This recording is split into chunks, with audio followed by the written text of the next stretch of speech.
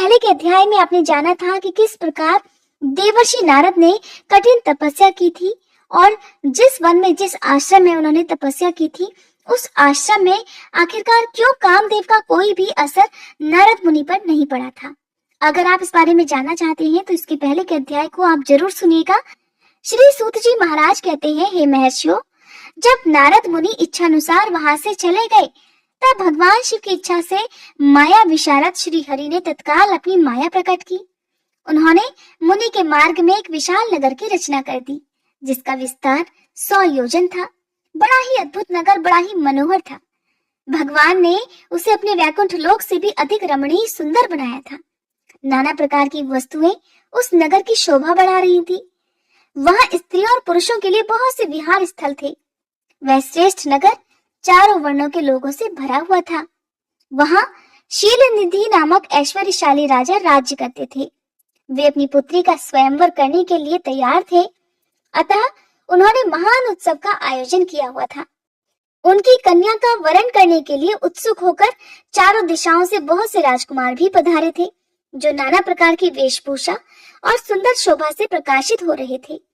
उन राजकुमारों से वह नगर भरा पूरा दिखाई दे रहा था। ऐसे सुंदर राजनगर को देखकर नारद जी मोहित हो गए। वे राजा शीलनिधि के द्वार पर पहुंच गए। मुनि शिरोमणि नारद जी को आया देखकर महाराज शीलनिधि ने श्रेष्ठ रत्नमय सिंहासन पर बिठाकर उनका पूजन किया। फिर अपनी सुंदरी कन्या को, जिसका नाम श्रीमती था, बुलवाया और उससे नारद जी के चरणों में प्रणाम करवाया। उस कन्या के रूप सौंदर्य को देखकर नारद मुनि चकित हो गए और कहने लगे, हे राजन, ये देव कन्या के समान सुंदरी महाभाग कन्या कौन है? उनकी ये बात सुनकर राजा हाथ जोड़कर कहने लगे, हे मुने, ये मेरी पुत्री है। इसका नाम श्रीमती है। अब इसके विवाह का समय आ चुका है और ये अपने लिए सुंदर वर चुनने के निमित्त स्वयंवर में जाने वाली है। इसमें सब प्रकार के शुभ लक्षण लक्षित होते हैं। हे महर्षि, आप कृपा करके इसका भाग्य तो बताइए। राजा के इस प्रकार पूछने पर काम से विवल हुए मुनि श्रेष्ठ नारद जी उस कन्या को प्राप्त करने की इच्छा मन में लिए राजा को संबोधित करके इस प्रकार कहने लगे, हे भूपाल, आपकी ये पुत्री समस्त शुभ लक्षणों से संपन्न है, परम सौभाग्यवती है। अपने महान भाग्य के कारण ये धन्य है और साक्षात लक्ष्मी जी की भांति समस्त गुणों की खान है। इसका भावी पति निश्चय ही भगवान शंकर के समान वैभवशाली, सर्वेश्वर, किसी से पराजित न होने वाला, वीर, काम विजय तथा संपूर्ण देवताओं में श्रेष्ठ होगा। ऐसा कहकर राजा से विदा लेकर इच्छानुसार विचरने वाले नारद जी वहां से चल दिए। वे काम के वशीभूत हो गए थे। शिव जी की माया ने उन्हें विशेष मोह में डाल रखा था। ये मुनि मन ही मन सोचने लगे कि मैं इस राजकुमारी को कैसे प्राप्त करूं। स्वयंवर में आए हुए नरेशों में सबको छोड़कर ये एकमात्र मेरा ही वरण करे, ऐसा कैसे संभव हो सकता है? समस्त नारियों को सौंदर्य सर्वथा प्रिय होता है। सौंदर्य को देखकर ही वह प्रसन्नता पूर्वक मेरे अधीन हो सकती है, उसमें कोई संशय नहीं है। ऐसा विचार कर काम से विवल हुए मुनिवर नारद जी भगवान विष्णु का ही रूप ग्रहण करने के लिए तत्काल उनके लोक में जा पहुंचे। वहां भगवान विष्णु को प्रणाम करके वे इस प्रकार कहने लगे, नारायण नारायण, प्रणाम भगवान, मैं एकांत में आपसे अपना सारा वृतांत कहूंगा। तब बहुत अच्छा कहकर लक्ष्मीपति श्री हरि नारद जी के साथ एकांत में जा बैठे और कहने लगे, हे मुनिवर, अब आप अपनी बात कहिए। तब नारद जी कहने लगे कि नारायण नारायण, हे भगवान, आपके भक्त जो राजा शीलनिधि है, वे सदा धर्म पालन में तत्पर रहते हैं। उनकी एक विशाल लोचना कन्या है जो बहुत ही सुंदर है। उसका नाम श्रीमती है और वह विश्व मोहिनी के रूप में विख्यात है। तीनों लोकों में सबसे अधिक सुंदरी है। प्रभु, आज मैं शीघ्र उस कन्या से विवाह करना चाहता हूँ। राजा शीलनिधि ने अपनी पुत्री की इच्छा से स्वयंवर रचाया है, इसलिए चारों दिशाओं से वहां सहस्त्रों राजकुमार पधारे हैं। हे नाथ, मैं आपका प्रिय सेवक हूँ, अतः आप मुझे अपना स्वरूप दे दीजिए, जिससे राजकुमारी श्रीमती निश्चय ही मुझे वर ले। सूत जी महाराज कहते हैं, महर्षियों, नारद मुनि की ऐसी बात सुनकर भगवान मधुसूदन हंस पड़े और भगवान शंकर के प्रभाव का अनुभव करके उन दयालु प्रभु ने उन्हें इस प्रकार उत्तर दिया, देवर्षि नारद, आप अपने अभीष्ट स्थान को जाओ, मैं उसी तरह तुम्हारा हित साधन करूंगा जैसे श्रेष्ठ वैद्य अत्यंत पीड़ित रोगी का करता है, क्योंकि तुम मुझे विशेष प्रिय हो।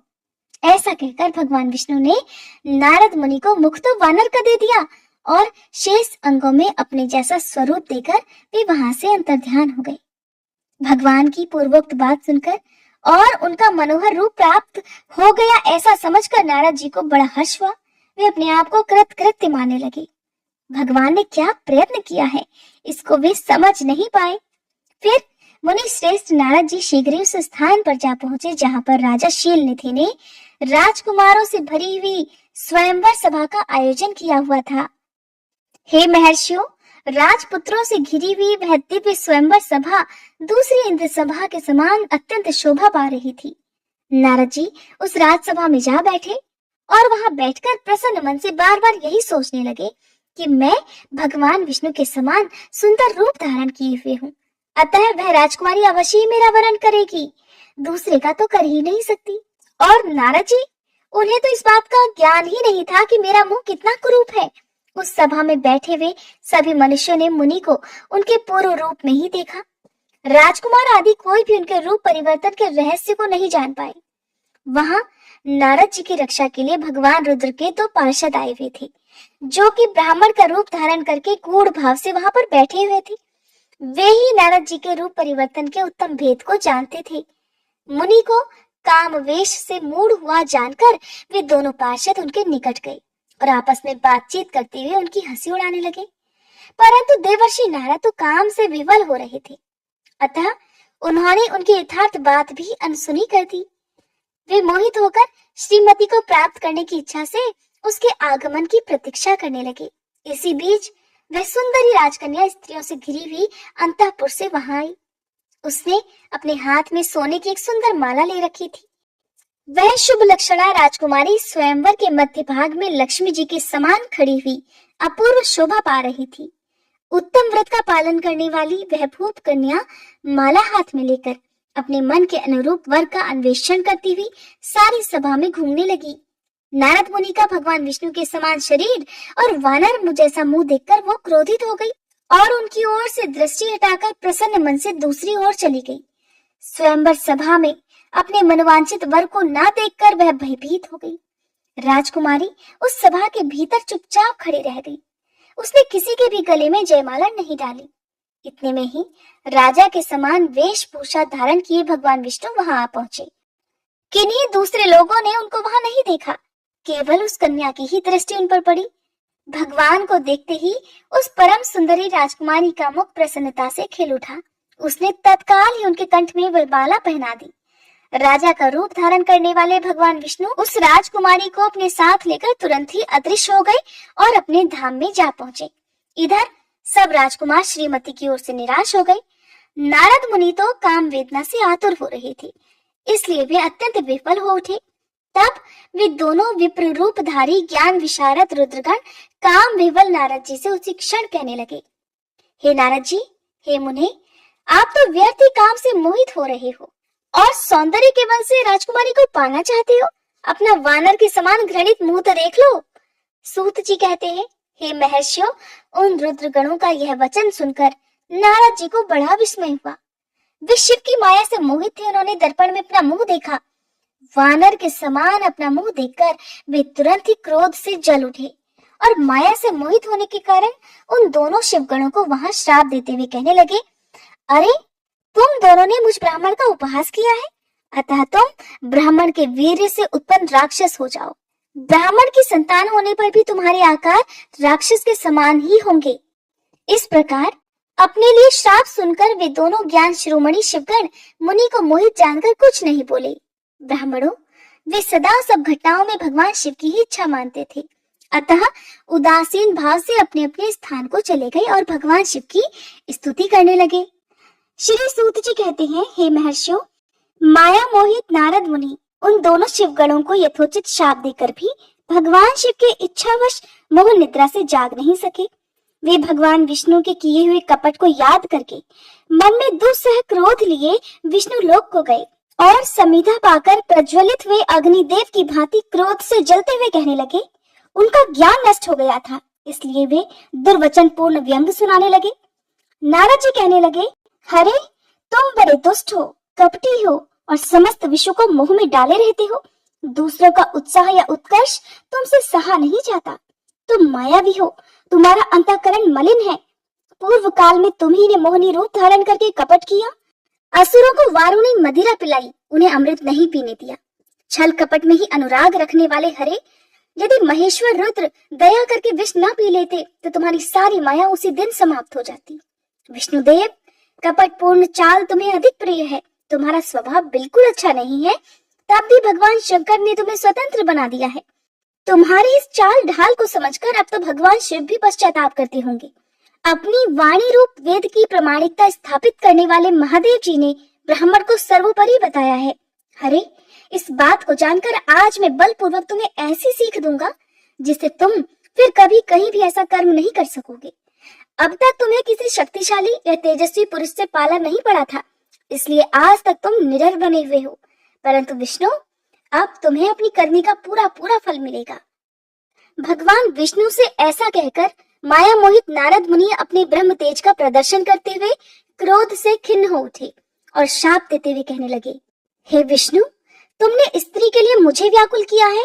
तुम इसी तरह सबको मुंह में डाले रहते हो। ये कपटपूर्ण कार्य करते हुए तुमने जिस स्वरूप से मुझे संयुक्त किया था, उसी स्वरूप से तुम मनुष्य हो जाओ और स्त्री के वियोग का दुख भोगो। तुमने जिन वानरों के समान मेरा मुंह बनाया था, वे ही उस समय तुम्हारे सहायक हो। तुम दूसरों को दुख देने वाले हो, अतः स्वयं भी तुम्हें स्त्री के वियोग का दुख प्राप्त हो। अज्ञान से मोहित मनुष्यों के समान तुम्हारी स्थिति हो। अज्ञान से मोहित हुए नारद जी ने मोहवश श्री हरि को जब इस तरह श्राप दिया, तब उन्होंने शंभु की माया की प्रशंसा करते हुए उस शाप को खुशी खुशी स्वीकार कर लिया। इसके बाद महालीला करने वाले शंभु ने अपनी उस विश्व मोहिनी माया को, जिसके कारण ज्ञानी नारद मुनि भी मोहित हो गए थे, खींच लिया। उस माया के तिरोहित होते ही नारद जी भी पूर्ववत शुद्ध बुद्धि से युक्त हो गए। उन्हें पूर्ववत ज्ञान प्राप्त हो गया और उनकी सारी व्याकुलता जाती रही। इससे उनके मन में बड़ा विस्मय हुआ। वे अधिकाधिक पश्चाताप करते हुए बारंबार अपनी निंदा करने लगे।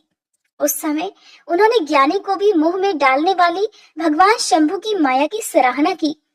तदंतर ये जानकर कि माया के कारण ही मैं भ्रम में पड़ गया था, ये सब कुछ मेरा माया जनित भ्रम ही था, वैष्णव शिरोमणि नारद जी भगवान विष्णु के चरणों में गिर पड़े। भगवान श्री हरि ने उन्हें उठाकर खड़ा कर दिया। उस समय अपनी दुर्बुद्धि नष्ट हो जाने के कारण वे यूं बोले, हे नाथ, माया से मोहित होने के कारण मेरी बुद्धि बिगड़ गई थी, इसलिए मैंने आपके प्रति बहुत दुर्वचन कहे हैं, आपको शाप तक दे डाला है। हे प्रभु, उस शाप को आप मिथ्या कर दीजिए। हाय, मैंने बहुत बड़ा पाप किया है, अब मैं निश्चय ही नरक में पड़ूंगा। अरे मैं तो आपका दास हूँ, बताइए मैं क्या उपाय, कौन सा प्रायश्चित करूं जिससे मेरा पाप समूह नष्ट हो जाए और मुझे नरक में ना गिरना पड़े। ऐसा कहकर शुद्ध बुद्धि वाले नारद मुनि पुनः भक्ति भाव से भगवान विष्णु के चरणों में गिर पड़े। उस समय उन्हें बड़ा पश्चाताप हो रहा था। तब श्री विष्णु ने उन्हें उठाकर मधुर वाणी में कहा, तात, खेद मत करो, तुम मेरे श्रेष्ठ भक्त हो, इसमें कोई संशय नहीं। मैं तुम्हें एक बात बताता हूँ, सुनो। उससे निश्चय ही तुम्हारा परम हित होगा, तुम्हें नरक में भी नहीं जाना पड़ेगा। भगवान शिव तुम्हारा कल्याण करेंगे। तुमने मद से मोहित होकर जो भगवान शिव की बात नहीं मानी थी, उसकी अवहेलना कर दी थी, उसी अपराध का फल भगवान शिव ने तुम्हें दिया है, क्योंकि वे ही कर्म फल के दाता हैं। तुम अपने मन में ये दृढ़ निश्चय कर लो कि भगवान शिव की इच्छा से ही ये सब कुछ हुआ है। सबके स्वामी परमेश्वर शंकर ही गर्व को दूर करने वाले हैं। वे ही पर ब्रह्म परमात्मा है। उन्हीं का सच्चिदानंद स्वरूप से बोध होता है। वे निर्गुण और निर्विकार हैं। सत्व, रज और तम इन तीनों गुणों से परे हैं। वे ही अपनी माया को लेकर ब्रह्मा, विष्णु और महेश इन तीनों रूपों में प्रकट होते हैं। निर्गुण और सगुण भी वे ही हैं। निर्गुण अवस्था में उन्हीं का नाम शिव है। वे ही परमात्मा, महेश्वर, परब्रह्म, अविनाशी, अनंत और महादेव आदि नामों से जाने जाते हैं।